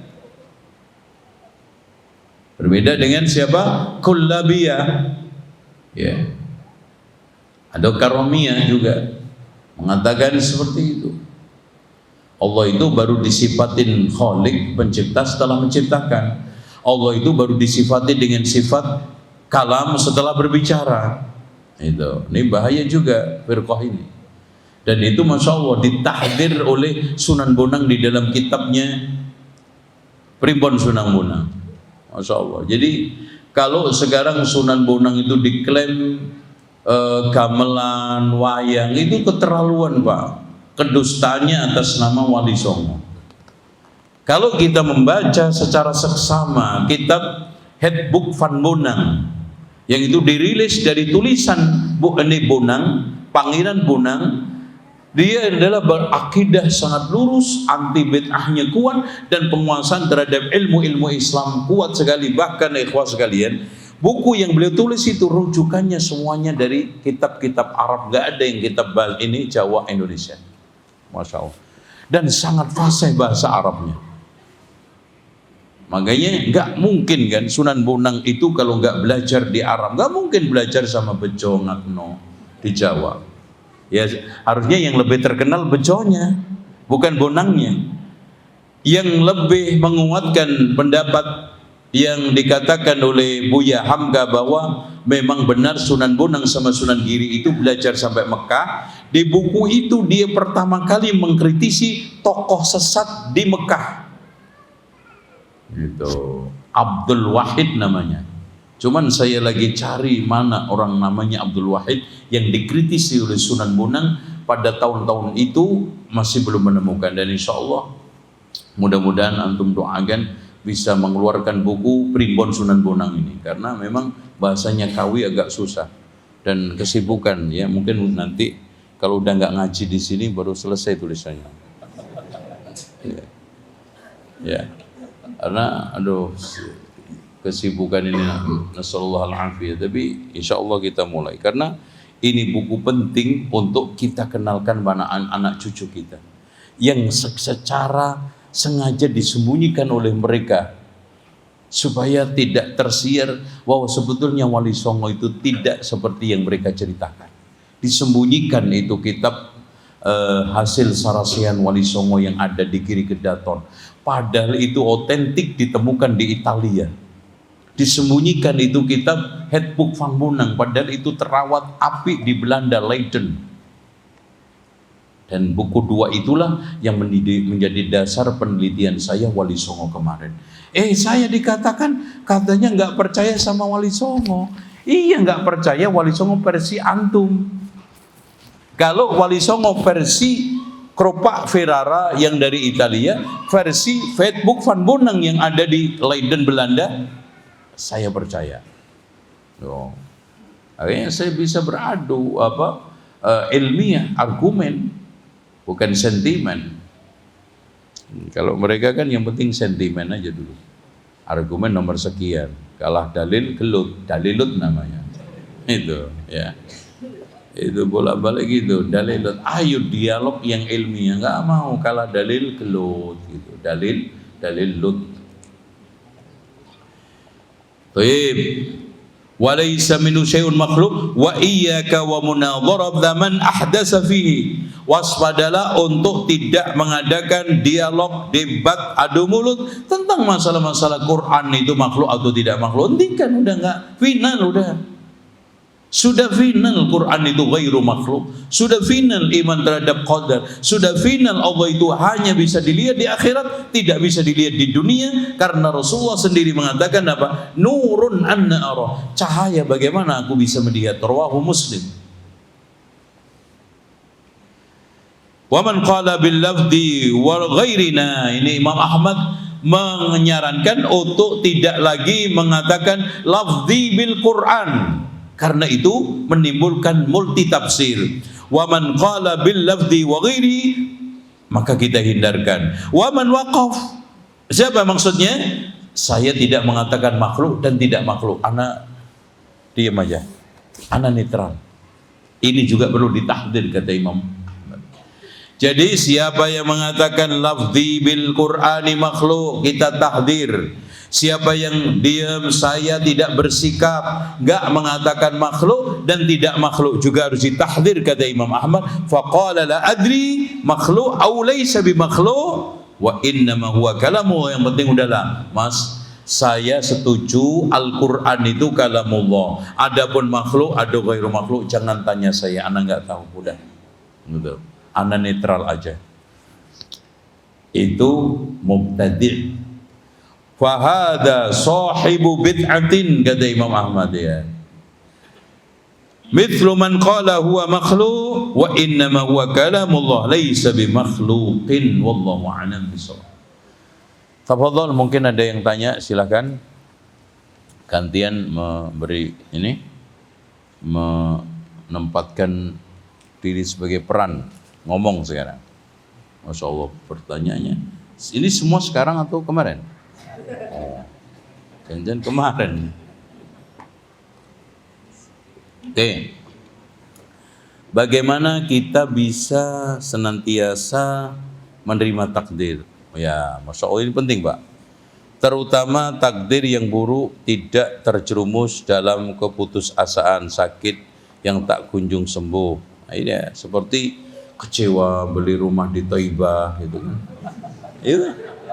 Iya kan? Aduh. Sampai mimpi adanya surga dadakan tumbuh di sekitar Thaibah. Membayangkan, Masya Allah, andaikan ada lampu Aladin, istana IKN bisa dipindah ke sini. Masya Allah. Intinya gini Pak, apa yang terjadi Kalau antum beriman kepada Allah, bagian daripada iman adalah beriman kepada takdir. Makanya di dalam Al-Quran itu hanya disebutkan iman kepada Allah sama akhirat. Ya, contoh, man kana yu'minu billahi wal yaumil akhir. Gitu kan? Rata-rata itu Al-Quran dan Sunnah seperti itu. Billahi wal yaumil akhir. Kenapa? Karena itu pokok dan untuk menuju ke sana akhirnya berkembang 6. Iman kepada Allah menuntut kita iman kepada takdir. Iman kepada Allah, yang kedua, iman kepada akhirat. Antum bisa tahu akhirat siapa yang memberitahu? Nabi, gitu. Iman kepada Rasul jadinya. Emang Pak D yang ngasih tahu? Enggak toh? Enggak. Pak RT? Enggak. Lurah enggak juga. Rasul. Dari mana Rasul ini? Dari kitab yang dia dapat. Iman kepada kitab. Siapa yang menurunkan kitab? Malaikat dong. Ujungnya 6. Makanya meskipun Allah dan Rasulnya menjelaskan iman itu lebih seringnya 2, tapi sebetulnya adalah iman itu yang dijelaskan dalam hadis Jibril 6, karena setelah dirinci tidak keluar dari itu. Oke. Ketika kita sudah beriman kepada takdir, kepada Allah dan konsekuensinya iman kepada takdir. Takdir itu kapan ditetapkan, Pak? Rasulullah mengatakan, innallaha kataba maqadira kulli syai'in qabla an yakhluqa as-samawati wal arda bi 50,000 sanah. Masya Allah. Sesungguhnya Allah mencatat takdir segala sesuatu sebelum langit diciptakan, bumi diciptakan 50.000 tahun. Allah. Dan lihat Pak, kehendak kita selalu dibawa kehendak Allah. Wa ma tasyauna illa ayyasha Allah. Jadi kita ini hanya menjalani takdir, cuma kita dianjurkan untuk ikhtiar dan mengerahkan sebab, itu aja. Tidak lebih daripada itu. Sikap kita, ikhtiar dan sebab itu kita pertajam, mudah. Gak boleh juga sekarang terpuruk di dalam takdir, pasrah, tidak berbuat. Umpamanya sakit, ya udahlah, pasrah dengan keputusasaan. Gak benar, itu namanya Jabriyah. Makanya kita kemarin rinci Qadariyah itu ada 3. Qadariyah yang pertama adalah musyrikiyah, yang meniru keyakinan orang musyrik yang mengatakan apa?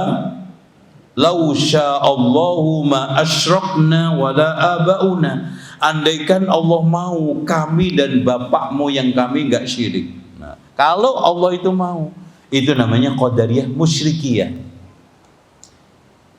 Apa itu? Mengingkari syariat, menetapkan takdir secara berlebihan. Nanti di dalam realita Jabriyah, dia mengingkari syariat, ya udahlah, kita mau syirik ya terserah, zina terserah, maling terserah. Takdir Allah, menetapkan takdir, menafikan syariat. Baik. Yang kedua, Qadariyah Majusiyah. Kenapa? Karena dia menetapkan syariat, mengingkari takdir. Ini kebalikannya yang pertama.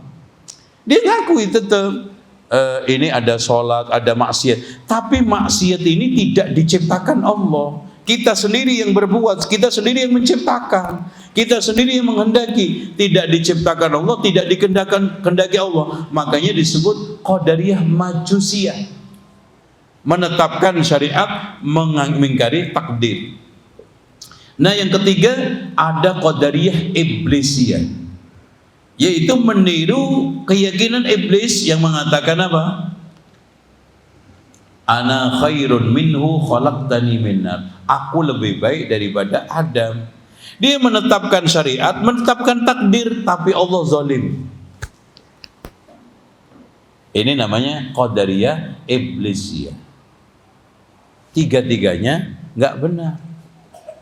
Yang benar kita mengatakan tetapkan syariat, tetapkan takdir. Allah itu adil dengan takdirnya, tidak zalim. Di Islam saya Mu'tazilah yang mengatakan Allah menetapkan syariat, Allah menetapkan takdir, tapi Allah zalim. Kenapa? Dikendaki setelah dijalankan kok malah disiksa, nggak adil banget. Itu kan Allah mengendaki kita zina, oke, saya jalankan zinanya, kok malah disiksa, nggak adil. Makanya supaya tidak menempelkan kezaliman pada diri Allah, dia katakan semua diciptakan Allah kecuali keburukan. Nah, akhirnya kayak Majusiyah tadi. Jadi intinya dua-duanya tidak dibolehkan. Pertanyaan di luar tema, berapa Ustadz Salafi senantiasa mengawali kajian dengan hamdalah Ustaz? Kenapa? Ini nggak perlu ditanya. Maksudnya apa? Maksudnya dia innal hamdalillah itu khutbatul hajah, karena itu khutbah paling terbaik, walaupun nggak harus, nggak wajib ya. Maksudnya kalau sekarang nggak pakai khutbah hajah maka nggak sah, khutbahnya nggak diterima, nggak. Tapi diutamakan, diafdalkan karena itu khutbah yang paling lengkap, mengandung wasiat, mengandung bimbingan, mengandung zikir yang lengkap, ya, peringatan. Masya Allah, innal hamdalillahi nahmaduhu wa nasta'inu wa nastaghfiruh wa na'udzu billahi dan seterusnya kan, min syururi anfusina wa min sayyiati a'malina man yahdihillahu fahuwal muhtad wa may yudlil fala hadiyalah, sampai fa'inna ini iyyakum gimana yang terakhir setelah baca ini ayat surat An-Nisa, ya ayyuhan nas tuman ya ayyuhalladzina amanu taqullaha haqqa tuqatih. Kemudian setelah itu ya ayyuhalladzina amanu taqullaha wa qulu qawlan sadida fa inna khairal hadisi kitabullah wa khairal hadi hadi Muhammadin sallallahu alaihi wasallam dan seterusnya. Ini lengkap. Enggak ada khutbah yang paling lengkap dibanding khutbatul hajah. Makanya dipakai oleh Rasulullah di kesempatan, di acara, bahkan di tempat-tempat yang sakral itu ya.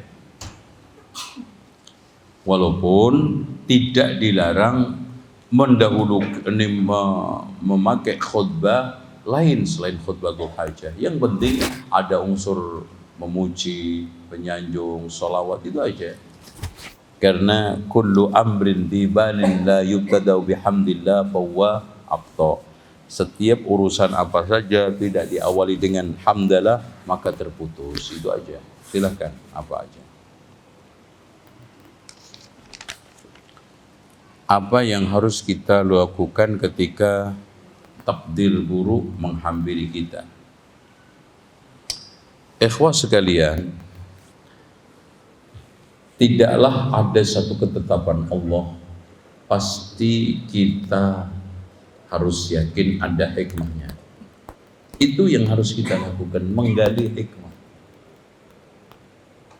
Ya. Dan yang kedua, supaya kita tidak suudzon, buruk itu nisbatnya kepada kita, bukan kepada Allah. Adapun apa yang di tangan Allah, biyadikal khair, seluruh yang di tangan Allah itu baik. Contoh hujan, baik bukan? Baik. Kok banjir? Itu kan karena antum aja bangun rumah nggak pas tempatnya. Allah antum salahkan. Buktinya ketika turun di sawah nggak ngapa-ngapain itu salah? Enggak. Jadi buruknya banjir buat antum, bukan buat Allah. Makanya takdir buruk itu min haisul maqdur, dipandang dari sisi yang ditakdirkan, bukan datang dari Allahnya. Sakit, virus yang dikirimkan oleh Allah, makhluk. Antum bisa mensifati buruk, jelek dan baik. Enggak, virus COVID. Kemudian nimpa antum, ada yang selamat, ada yang tidak. Nah, buruk dari sisi yang kena takdir. Tapi kan semua itu ada hikmahnya. Bahkan saya katakan alhamdulillah ada COVID. Buat saya ya. Satu, saya bisa kuliah selesai sampai S3 gara-gara COVID. Kalau bukan karena setelah pertolongan Allah nggak ada COVID, kapan anak bisa kuliah? Ini aja nolak begini susah, ngatur kajian susah, urusan ma'had, urusan ini, aduh udah nggak bisa lagi. Alhamdulillah bisa fokus. Saya selama kuliah 2,5 tahun nggak pernah absen, kuliah. Karena apa? Nganggur. Alhamdulillah. Nilai komlot terbaik. Nah, alhamdulillah lagi. Pondok kita tata semuanya. Alhamdulillah. Awalnya Pak, kalau seandainya masuk, saya kekurangan kelas. Ya kiamat sugro kalau masuk itu. Alhamdulillah ada COVID. Selama 2 tahun bisa nambah kelas, masuk udah ada kelas. Alhamdulillah tidak? Alhamdulillah. Masya Allah. Usahanya, bisnisnya kita, alhamdulillah. Ada banyak orang selama ini sibuk suami istri, setelah COVID bisa punya anak.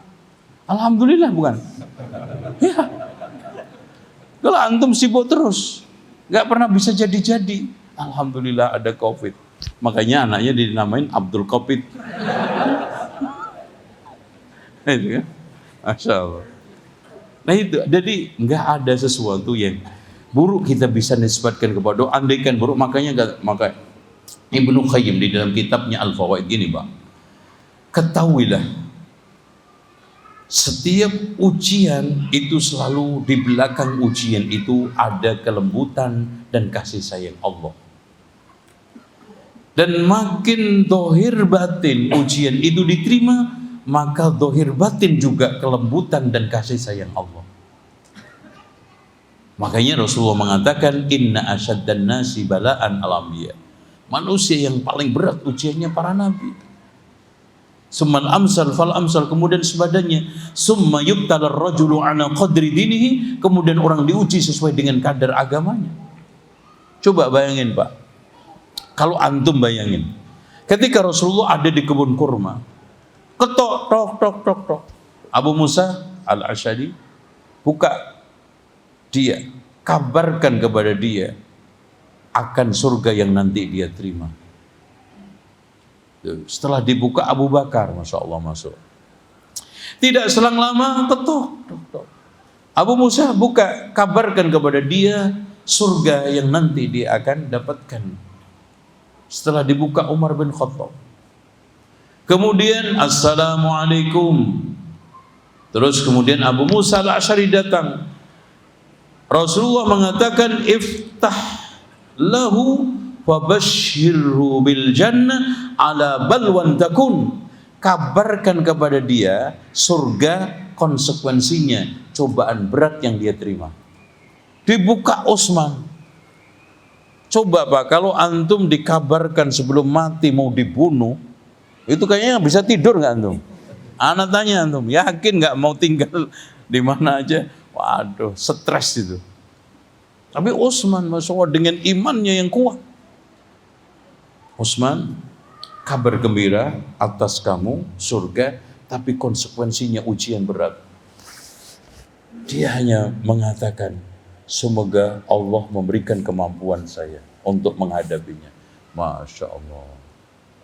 Itu. Makanya ketika diserang, digorok, disembelih, dia terima semuanya. Makanya itu kan sembelih oleh musuh-musuhnya kaum Khawarij itu malam Id, Idul Adha, dan mereka melakukan serangan demo Dzulqa'dah sampai Dzulhijjah karena mencari sepinya orang. Jadi kan punggawa-punggawa pembesar sahabat kan pada haji. Di Madinah tinggal perempuan, orang cacat, anak-anak kecil. Awalnya sahabat tidak menganggap itu suatu yang besar, makanya hanya dijaga beberapa sahabat yang anak-anak. jadi punya anak-anak yang hebat-hebat seperti Ali bin Abi Thalib, Abdullah bin Amr bin As, semuanya disuruh untuk jaga rumahnya Utsman. Ya. Terus kemudian sampai terjadi pelarangan untuk membawa air untuk Utsman karena udah mulai kredit, udah mulai tegang, udah mulai beringas para pendemo. Utsman nggak boleh dikasih makan, kasih minum. Akhirnya, bagaimana kamu menghalangi air orang yang mengairi kaum muslimin pada saat kekeringan dengan sumurnya Utsman itu?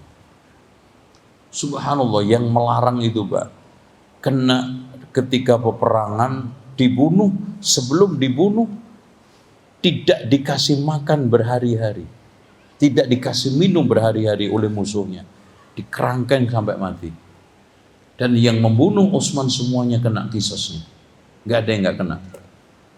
Dan ketika malam itu kan Utsman biasanya tidur dulu baru bangun setelah pertengahan malam untuk tahajud. Dan tahajud dia panjang, bahkan pernah menghatamkan satu Al-Quran dalam satu witir. Ya, menghatamkan Al-Quran dalam satu witir. Sahibul Quran, makanya dipercaya Rasulullah untuk memegang Al-Quran, merawat Al-Quran. Makanya bukan main, sampai Rasulullah sayangnya, dekatnya, dinikahkan dengan dua putrinya yang tersayang. Makanya sampai mendapatkan gelar Dzun Nurain. Karena apa? Menikah dengan dua putri cahaya Rasulullah SAW. Disebutkan di dalam Dalailu An-Nubuwah karya Imam Al-Mustaghfiri, riwayat di mana ketika malam itu Utsman mimpi. Wahai Utsman, mimpi ketemu Rasulullah. Dan Rasulullah mengatakan kepadanya, wahai Utsman, besok pagi kamu berhari raya bersama saya. Masya Allah. Dan akhirnya malam itu ketika baca Al-Quran, dia dibunuh. Besok sudah ketemu Rasulullah di jannah. Subhanallah. Ya. Ini kisah Utsman ibnu Affan radhiyallahu anhu. Doa dapat merubah takdir. Bukankah usia kita, jodoh, rezeki sudah ditentukan oleh takdir sebelum dilahirkan umur? Iya, tapi berubah juga berdasarkan takdir Allah. Makanya Allah berfirman di dalam Al-Quran, yamhullahu ma yasha' wa yusbit wa indahu umul kitab. Allah itu yang menghapus dan menetapkan takdir, di sisinya Alkitab. Makanya di sana Allah berikan sampel-sampel di antara perkara yang bisa merubah takdir. Di antaranya adalah doa, di antaranya silaturahmi. Makanya ini kisah menarik, perlu kita cermati, kita renungkan dengan baik. Ketika Abu Ubaidah ibnul Jarrah berdebat dengan Umar bin Khattab saat terjadi Ta'un Amwas yang membunuh puluhan ribu kaum muslimin, termasuk nanti Abu Ubaidah ibnu Jarrah, sekeluarga kena ta'un, kena pandemi namanya Amwas. Dia debat karena setelah mendengarkan pandemi menyebar di Syam, Umar membatalkan pengiriman pasukan. Udah, stop perang. Kata Abu Ubaidah, Umar, antum gak percaya takdir? Apa jawaban Umar? Simple, singkat, nafirru minal qadar ilal qadar. Kita berlari dari takdir menuju takdir. Allahu Akbar. Ikhtiar kita itu akhirnya juga hasilnya takdir Allah. Cuman ikhtiar antum baik atau buruk. فَأَمَّا مَنْ أَعْطَى وَاتَّقَى وَصَدَّقَ بِالْحُسْنَى فَسَنُيَسِّرُهُ لِلْيُسْرَى وَأَمَّا مَنْ بَخِلَ وَاسْتَغْنَى, usahanya buruk, فَسَنُيَسِّرُهُ لِلْعُسْرَى. Makanya ketika ditanya afala nattakil, ketika soal takdir, kalau begitu pasrah aja ya Rasulullah, la i'malu, usahalah, kullun muyassar, masing-masing akan dimudahkan Allah sesuai dengan hasil usahanya. Tuh, jadi jangan keliru. Akhirnya, Masya Allah, nggak selang lama datang Abdurrahman bin Auf menjelaskan tentang hakikat daripada kebenaran ucapan Ibnu Umar. Ini Umar bin Khattab, yang benar engkau wahai Umar. Tapi Abu Ubaidah tetap jalan. Akhirnya mati sekeluarga kena ta'un amwas.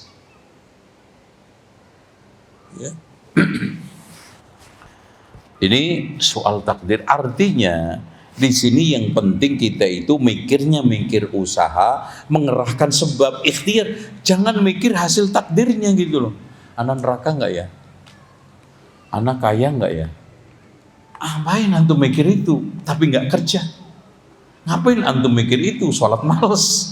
Mendingan antum mikir gimana saya itu semangat sholat ke masjid, gimana saya semangat ngaji, gimana saya itu semangat kerja, cari duit. Sekarang butek mikir malas, luntang-lantung, gelundang-gelundung di rumah ini nguplek itu aja.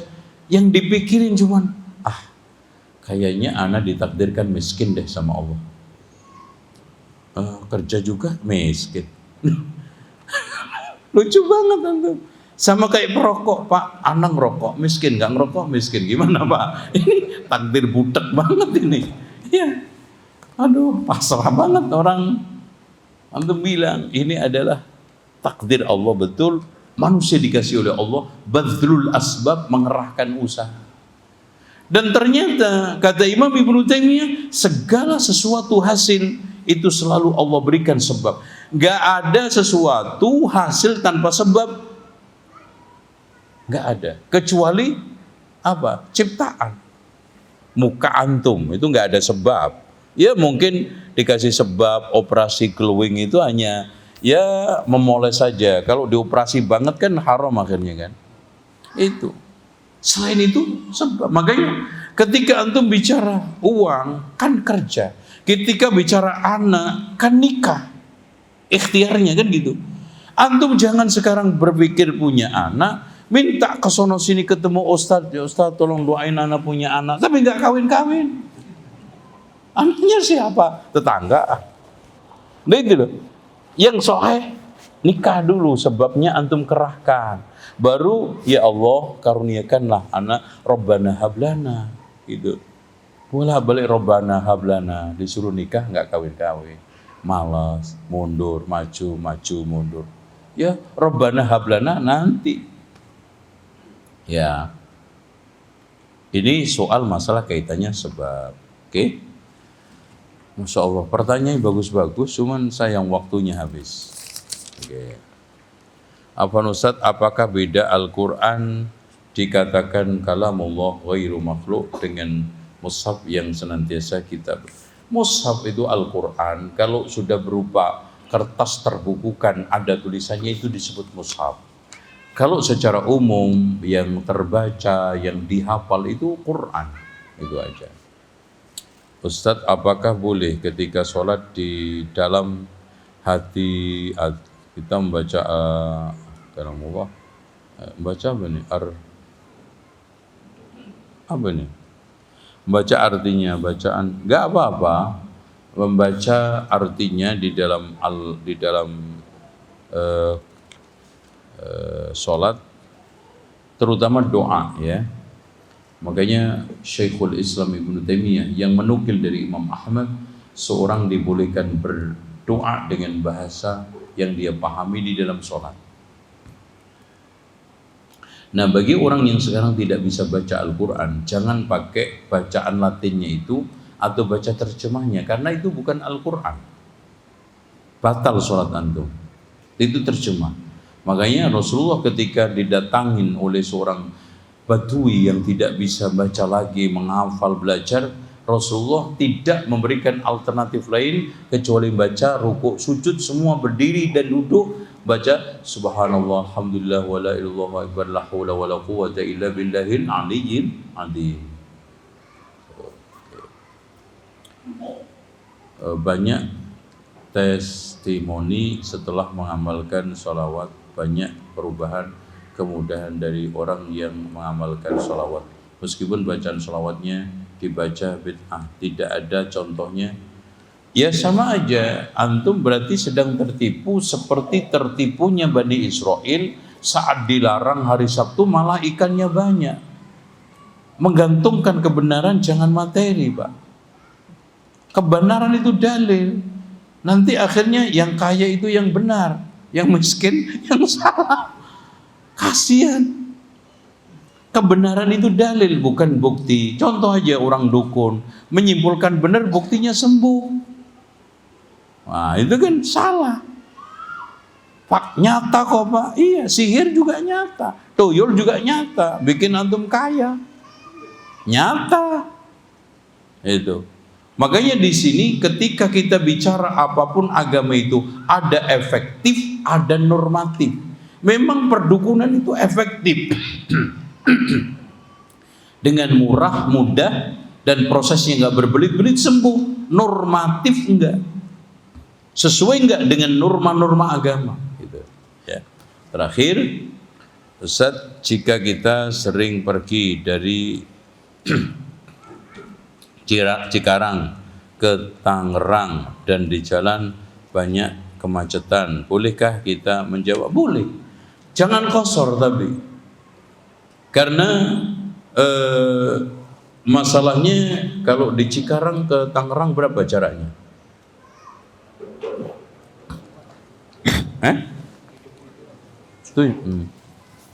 Oke, boleh jamak kosor ya.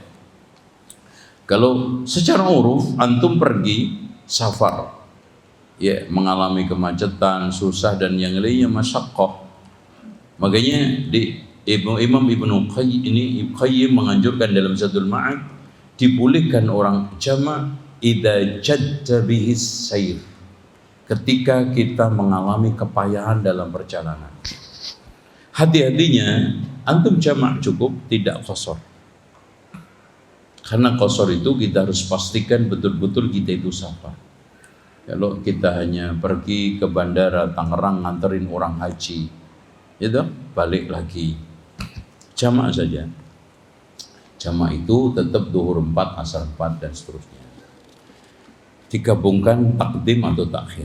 Demikian, insyaallah kita berjumpa kembali di kesempatan lain. Subhanakallahumma wa bihamdika asyhadu an la ilaha illa anta astaghfiruka wa atubu ilaik. Wassalamualaikum warahmatullahi wabarakatuh.